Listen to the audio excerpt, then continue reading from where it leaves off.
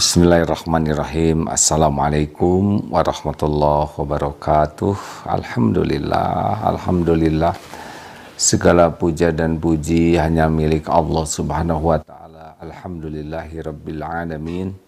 Pemilik, penguasa, penentu segala-galanya. Al-Wahhab. Allah Subhanahu wa taala Maha Pemberi. Allahumma sholli wa sallim wa barik ala Muhammadin wa ala alihi wa ashabihi ajma'in. Asma Allah yang kita kaji kali ini adalah Al-Wahhab, Allah yang Maha Pemberi. Dalam Al-Quran disebut 3 kali ya. Di antaranya ini surat Ali Imran yang kita harus hafal dan ini doa penting. Ali Imran ayat 8. A'udzubillahi minasyaitonirrajim. Rabbana la tuzigh qulubana ba'da idh hadaitana wa hab lana min ladunka rahmah innaka antal wahhab.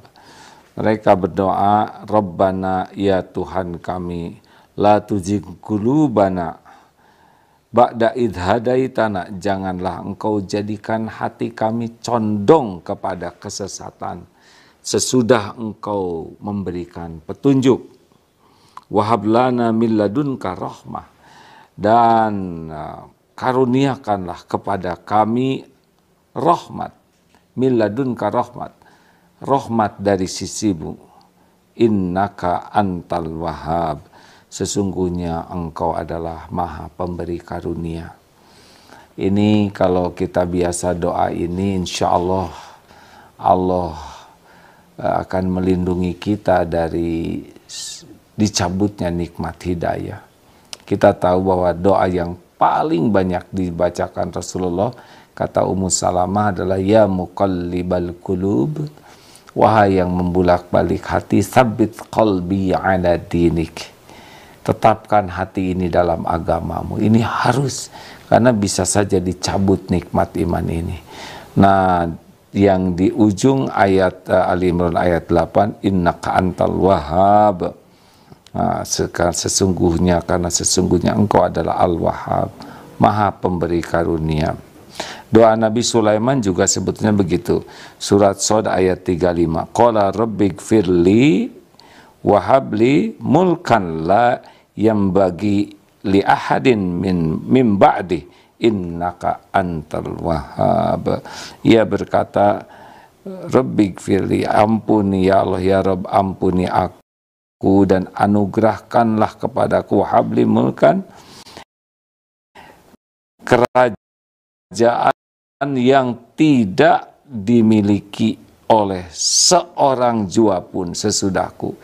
Jadi kerajaan sehebat kerajaan Nabi Sulaiman ini tidak ada lagi sesudahnya. Innaka antal wahhab, sesungguhnya engkau Maha Pemberi.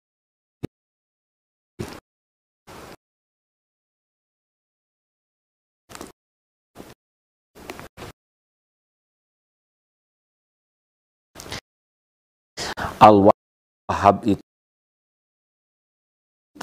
maknanya adalah Allah yang maha memberi banyak. Jadi kenikmatan, rezeki beragam. Jadi kata kuncinya adalah beragam, terus menerus dan banyak.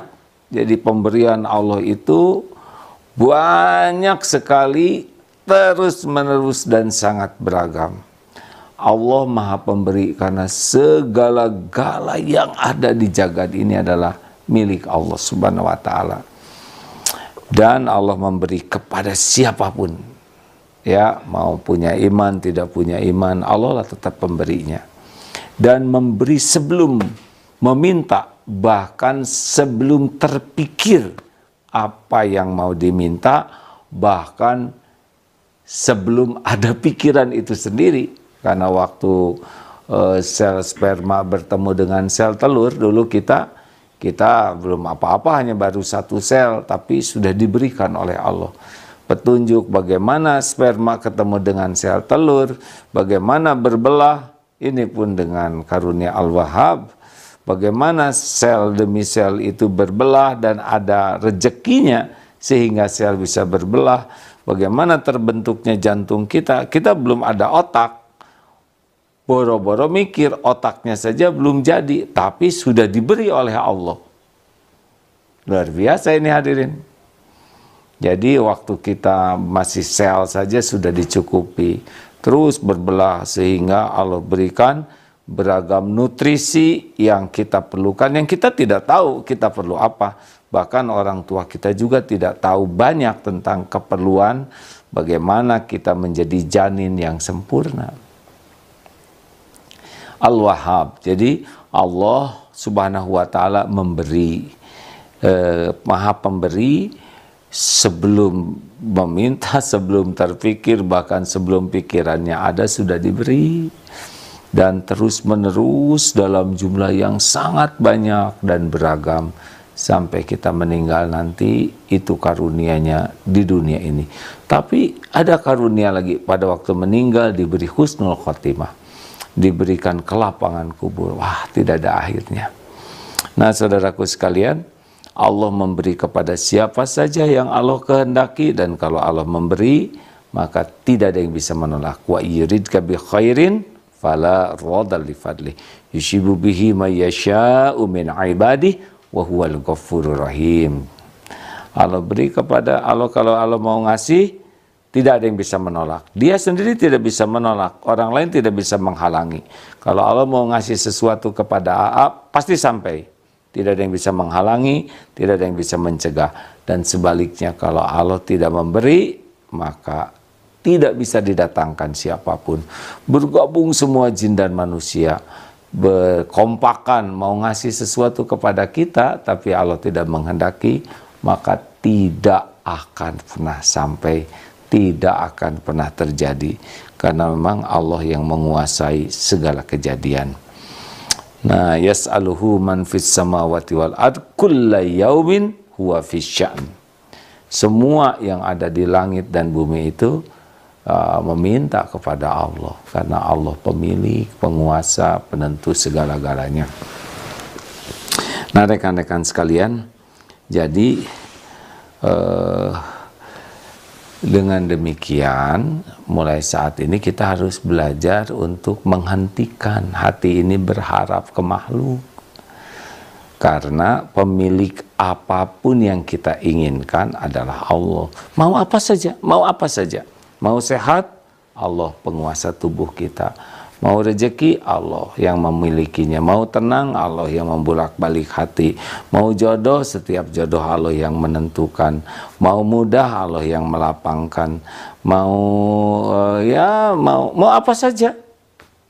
Semuanya ada dalam genggaman Allah sepenuhnya, dan hanya bisa sampai kepada kita dengan izinnya. Nah, selain Allah, makhluk-makhluk seperti kita semua dan lain-lainnya itu adalah jalan saja, ya. Jadi bukan sumber. Al-Wahhab sumbernya. Nah, makhluk itu jalan. Kita kalau bicara ke makhluk boleh, tetapi hati tidak boleh bersandar ke makhluk.